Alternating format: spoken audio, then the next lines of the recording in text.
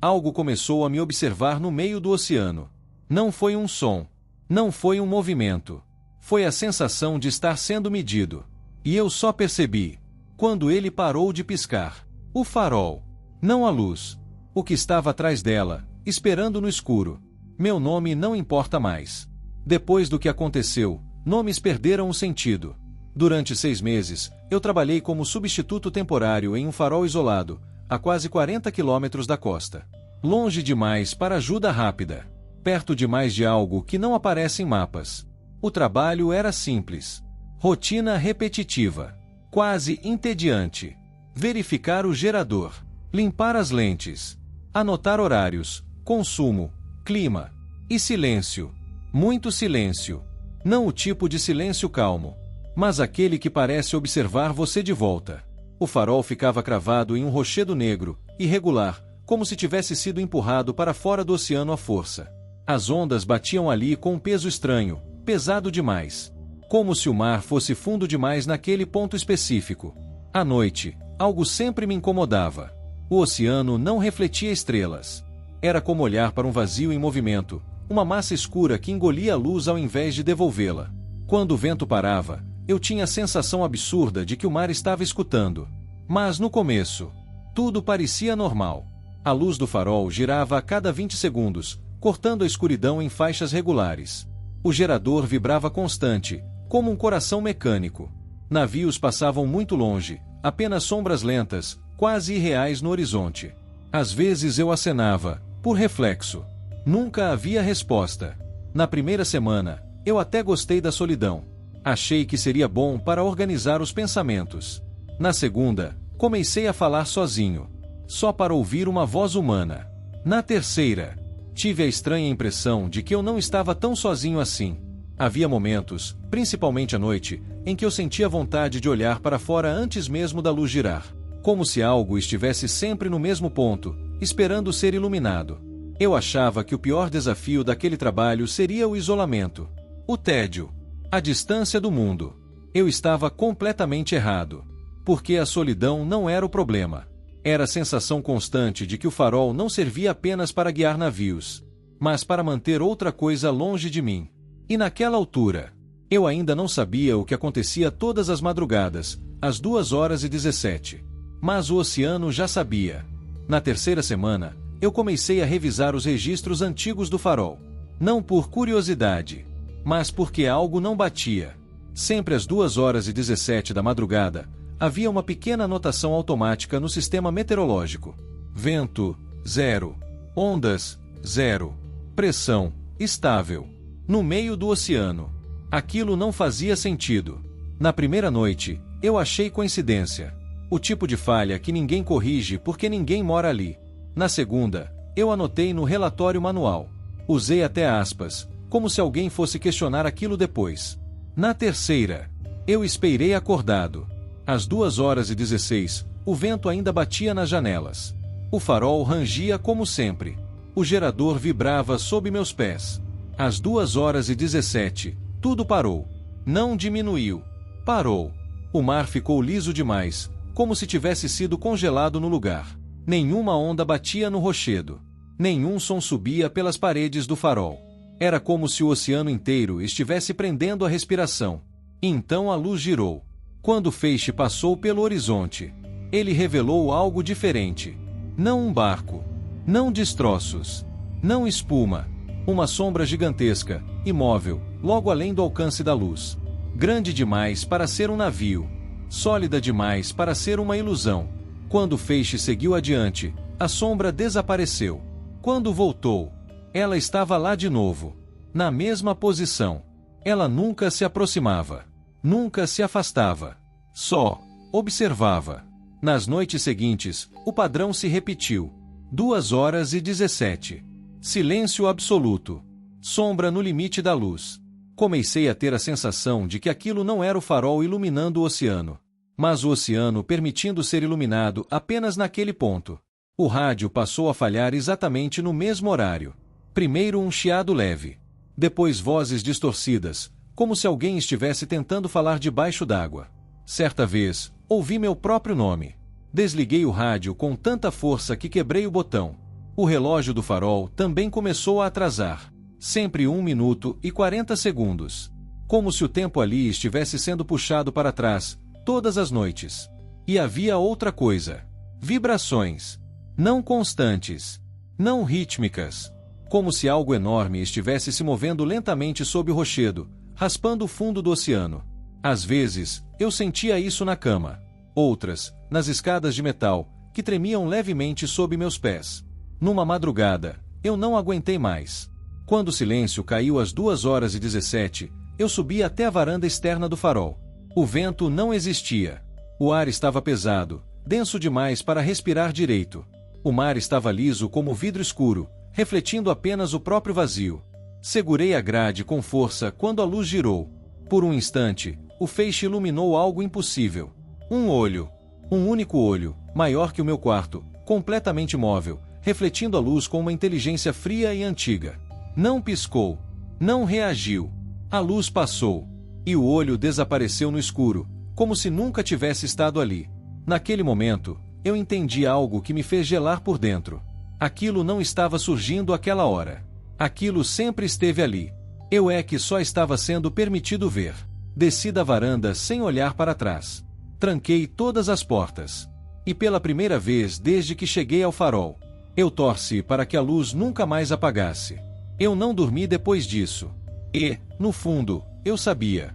Se algo daquele tamanho estava apenas observando, era porque ainda não precisava se aproximar. Na quinta semana, algo finalmente quebrou. Não foi um grito. Não foi uma tempestade. Foi o farol. Às 2h17, como sempre, o silêncio caiu. Mas naquela noite, a luz não completou o giro. Ela parou no meio do movimento. Ficou travada, apontando direto para o oceano, como um dedo acusador. Por um segundo, pensei que fosse só mais uma falha mecânica. Então o gerador gemeu. Não desligou. Gemeu. O som vinha das entranhas do farol, profundo e irregular, como se estivesse sendo forçado a continuar funcionando contra algo maior. A luz fixa revelou o que nunca deveria ser visto por inteiro. A sombra não era uma sombra. Era um corpo. Um corpo colossal, antigo demais para ter forma compreensível, ocupando o oceano como se o mar fosse pequeno demais para contê-lo. Partes dele se estendiam por centenas de metros sob a água, desaparecendo na escuridão. Tentáculos. Ou membros. Ou extensões de algo que não foi feito para ser entendido. Eles se enrolavam no rochedo onde o farol estava cravado. Não tocavam. Nunca tocavam. Como se houvesse uma regra. Ou um limite que ele respeitava. Foi ali que eu entendi. O farol não existia para guiar navios. Nunca existiu. A luz era um aviso. Uma barreira. Enquanto ela girasse, aquilo ficava distante. O gerador falhou de novo. As luzes internas piscaram. O farol inteiro tremeu. E o oceano respondeu. A água começou a se mover de forma errada, subindo pelas paredes do rochedo como se estivesse sendo puxada para cima. Não eram ondas. Era o mar inteiro se deslocando. O corpo colossal começou a se aproximar pela primeira vez. Não rápido. Não agressivo. Com paciência. A estrutura metálica do farol rangia, vibrando sob meus pés. Vidros estalaram. Parafusos gritaram dentro das paredes. E então eu ouvi. Não era água batendo. Não era vento. Era um som profundo, ritmado, vindo de fora. Respiração. Cada inspiração fazia o oceano subir um pouco mais. Cada expiração fazia o rochedo tremer. Aquilo estava esperando. Corri escada abaixo, tropeçando, sentindo o farol inteiro vibrar como um animal ferido. O painel de controle piscava em vermelho. Falha crítica. Tentei reiniciar o sistema automático. Nada. Passei para o manual. Minhas mãos tremiam tanto que mal consegui segurar as alavancas. O suor escorria pelos olhos. O som da respiração vinha de todos os lados agora. O farol rangia como se estivesse sendo pressionado de fora. Quando puxei a última alavanca, o gerador rugiu. A luz voltou a girar. Por um segundo, nada aconteceu. Então o oceano recuou. A água deslizou de volta para baixo. Os tentáculos se afastaram lentamente do rochedo. A respiração cessou. A criatura começou a desaparecer na escuridão, engolida novamente pelo mar. Mas antes de ir, ela fez algo pior do que se aproximar. Ela ergueu a parte do corpo onde estava aquele olho e olhou diretamente para mim. Não para o farol. Não para a luz. Para mim. Eu senti naquele instante, sem dúvida alguma, que algo mudou. Aquela coisa não estava mais apenas observando o farol. Ela agora sabia quem mantinha a luz acesa. E enquanto a luz continuasse girando, eu estaria seguro. Talvez. Mas eu também sabia outra coisa, ali, parado no meio do farol tremendo. O farol falha. Geradores morrem. Luzes se apagam. E quando isso acontecer de vez, ela não vai precisar esperar. Eu pedi transferência na manhã seguinte. Não expliquei tudo. Ninguém acreditaria. Disse que o isolamento estava me afetando, que eu não dormia, que o farol apresentava falhas constantes. Eles me olharam com aquele tipo de pena profissional, como se já tivessem visto isso antes. O radar não registrou nada, disseram. Nenhuma anomalia. Nenhum objeto. Nenhuma falha crítica. O relatório oficial dizia que o farol funcionou normalmente naquela noite. Mesmo assim, me tiraram de lá. Talvez por precaução. Talvez porque o farol não gosta quando alguém fica tempo demais. Quando o barco se afastou do rochedo, eu olhei para trás. A luz ainda girava. 20 segundos. Exatamente como sempre. E por um instante, só um, eu tive a impressão de que o oceano estava mais escuro sob ela. Como se algo tivesse afundado de novo. Eu voltei para o continente. Voltei para pessoas. Para ruas iluminadas. Para lugares onde o mar parecia apenas mar. Mas algo em mim ficou lá. Na primeira noite em terra firme, acordei exatamente às 2h17. O quarto estava em silêncio absoluto. Nenhum carro. Nenhum inseto. Nenhum som distante. Meu relógio atrasava. 1 minuto e 40 segundos. Troquei o relógio. Troquei o celular. Troquei todos os aparelhos da casa. Não adiantou.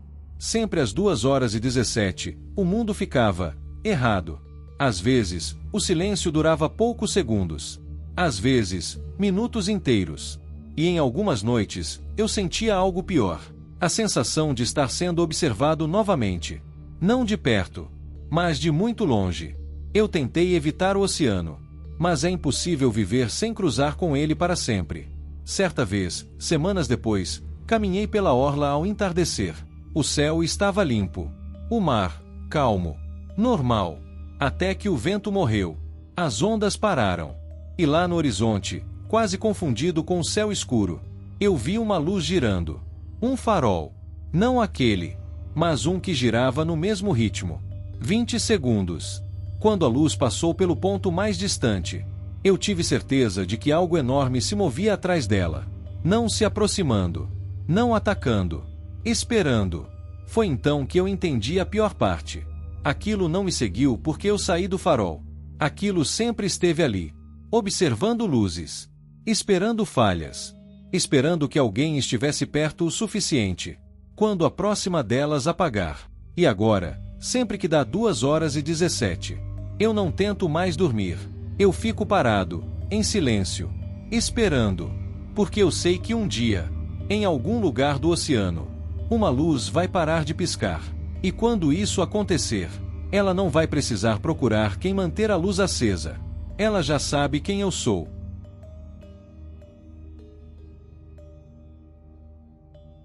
Se você está ouvindo isso até agora, é porque a luz ainda está acesa.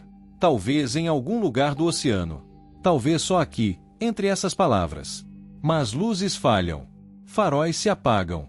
E algumas coisas só esperam por isso. Então, se essa história te deixou inquieto, se em algum momento você sentiu que estava sendo observado, deixe um like. É uma forma de manter a luz girando um pouco mais. E se inscreva no canal. Porque enquanto estivermos aqui, contando essas histórias, talvez aquilo continue apenas observando.